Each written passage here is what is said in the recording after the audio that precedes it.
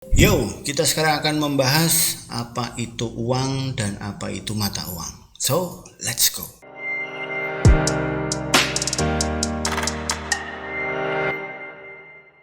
Nah, ini kita akan mulai bahas. Sebenarnya apa sih uang dan apa sih mata uang? Uang versus mata uang itu ada baiknya kita kenal dulu salah satunya. Sebenarnya kalau kita kenal mana yang lebih dulu, uang atau mata uang? Ya pasti uang.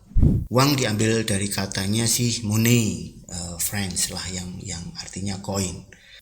Nama uang atau money ini kan cukup baru lah ya. Sebenarnya uang itu sudah dipergunakan jauh sebelum kita mengenal kata uang itu atau kata money atau money ini. Konsep dasarnya uang itu adalah sesuatu yang disepakati bersama yang dipergunakan sebagai alat tukar, satuan hitung, dan tempat penyimpan nilai. Dulu sebelum kita mengenal uang, kita kan melakukannya barter.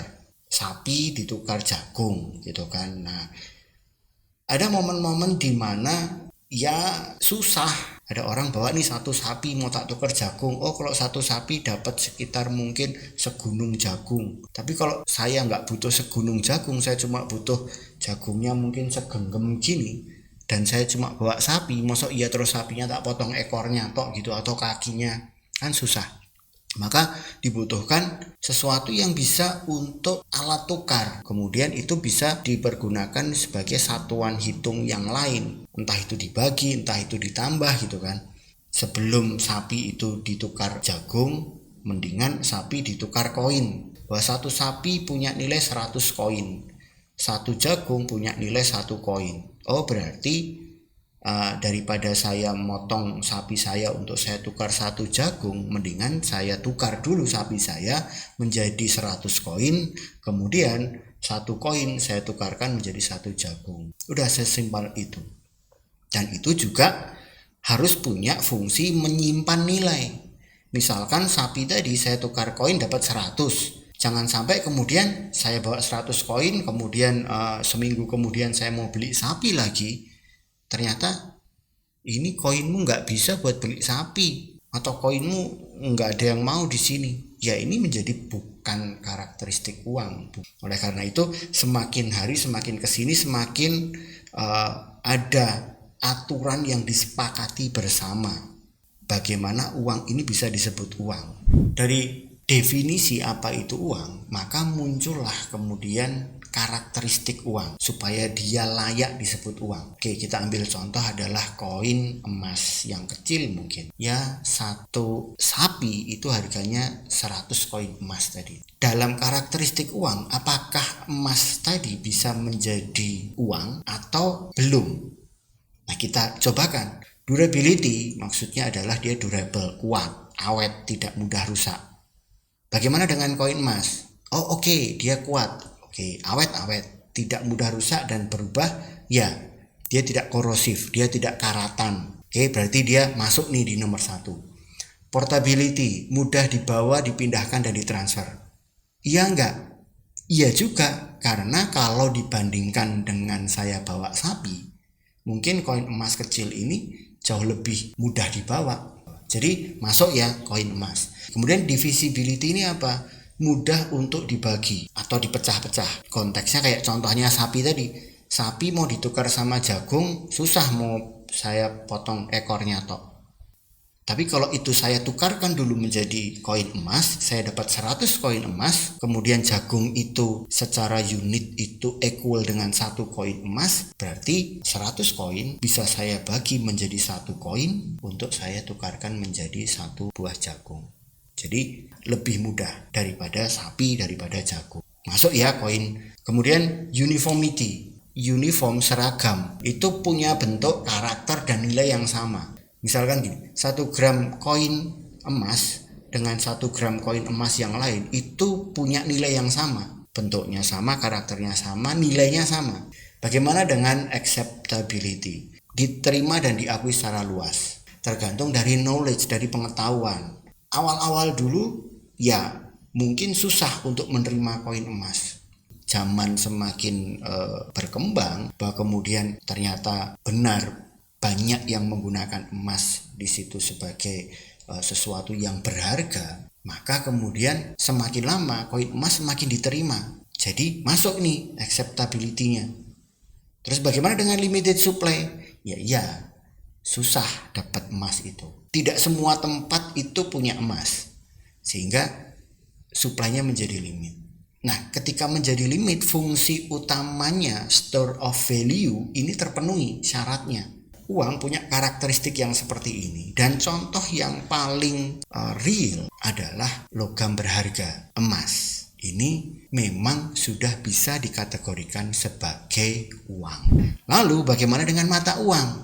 Mata uang ini sebenarnya apa? Mau banyak definisi seperti apa, mau banyak keterangan seperti apa, basicnya mata uang atau currency adalah proyeksi dari uang dengan tujuan meningkatkan kemampuan dari setiap karakteristik uang. Jadi mata uang itu adalah upgrade dari uang. Dalam hal ini kita ambil contoh gold itu sebagai uang dan uang kertas kita itu sebagai mata uang. Kita lihat karakteristiknya yang di-upgrade mananya. Durability kuat, awet, tidak mudah rusak, tidak mudah berubah. Kalau kita ngomongin antara gold dengan mata uang kertas, oke, kuat gold, tapi uang kertas ini juga cukup kuat. Dia tuh nggak gampang banget lah dia kecuci terus hancur gitu, nggak. Masih masuk, tidak sekuat emas, tapi dia cukup kuat. Kemudian portability-nya di-upgrade dari emas ke menjadi mata uang kertasnya seperti apa. Mudah dibawa, mudah dipindahkan, ditransfer. Kembali lagi, bahwa emas lebih mudah dipindahkan daripada sapi, tapi uang kertas jauh lebih mudah lagi. Terus divisibility-nya mudah untuk dibagi dan dipecah. Koin emas mau dibagi lagi kecil lagi bisa, tapi ada saat tertentu dia nggak bisa dibagi lebih kecil lagi atau susah sampai kemudian malah gampang hilang, gampang jatuh. Nah, uang kertas itu bisa, tinggal nilainya aja dikecilin. Oh, ada uang kertas 100.000, 20.000, 100.000. Jadi ini upgrade lebih mudah lagi. Bener ya? Bener. Uniform punya nilai yang sama, emas juga seperti itu, kertas juga punya nilai. Nilainya 100.000, 100.000-nya saya dengan 100.000-nya teman-teman, ini nilainya sama. Mau kita bawa ke warung yang manapun, selama itu 100.000 terbitan Bank Indonesia, itu sama. Diakui secara luas, ya, karena pemerintah ngomongin, oke, pokoknya ini selama masih di Indonesia, pakai ini jelas diakui, jelas bisa untuk beli. Yang terakhir, limited supply atau supply terbatas. Nah, ini yang cukup membedakan. Kita balik lagi ke sini. Bahwa ketika uang diciptakan untuk mempermudah adanya transaksi di masa lalu sampai hari ini, dan kemudian mata uang diciptakan untuk mengupgrade dari uang supaya lebih mudah lagi, ya syaratnya satu, bahwa mata uang dicetak berdasarkan adanya backup dari uang. Jadi mata uang ada karena uang. Mata uang ini berarti sebenarnya hanya catatan, kontrak, janji. Mata uang adalah derivatif dari uang. Dia punya nilai dari uangnya. Ini yang harus teman-teman ingat. Problem utamanya sekarang ini, mata uang itu tidak dicetak berdasarkan uang, yang dalam hal ini emas. Jadi ini terpisah. Uang, mata uang. Terus mata uang dicetak berdasarkan apa? Enggak berdasarkan apa-apa. Ya udah dicetak-cetak aja. Sebutuhnya pemerintah mau nyetak. Pun mereka punya perhitungan yang seperti apa, tapi memang tidak ada backup dari uang. Mata uang yang harusnya itu adalah note atau catatan atau derivatif dari uang yang dipergunakan untuk mengupgrade karakteristik uang supaya lebih mudah, lebih cepat, lebih fancy. Ternyata sekarang saat ini dia tidak ada hubungannya sama sekali dengan uang. Mata uang dicetak aja. Sementara uang dalam hal ini emas, ya tetap ditambang, ya tetap punya harga, bisa untuk transaksi juga. Nah, yang di sini ini ada satu karakteristik yang hilang. Apa itu? Durable masih, portable masih, divisible masih, uniform masih, mudah diterima masih. Tetapi karena dia dicetak tidak berdasarkan uang, maka mata uang ini sekarang berstatus unlimited supply. Karakteristik mata uang menjadi unlimited supply atau supply tidak terbatas, sehingga tidak bisa lagi menjadi tempat penyimpanan nilai. Ini kondisi kita yang sekarang di semua negara. Karena sekarang ini setiap negara mencetak mata uangnya tidak based on uang. So, jadi sekarang teman-teman sudah tahu apa bedanya uang dan mata uang dan bagaimana kita menyikapinya. Bye-bye.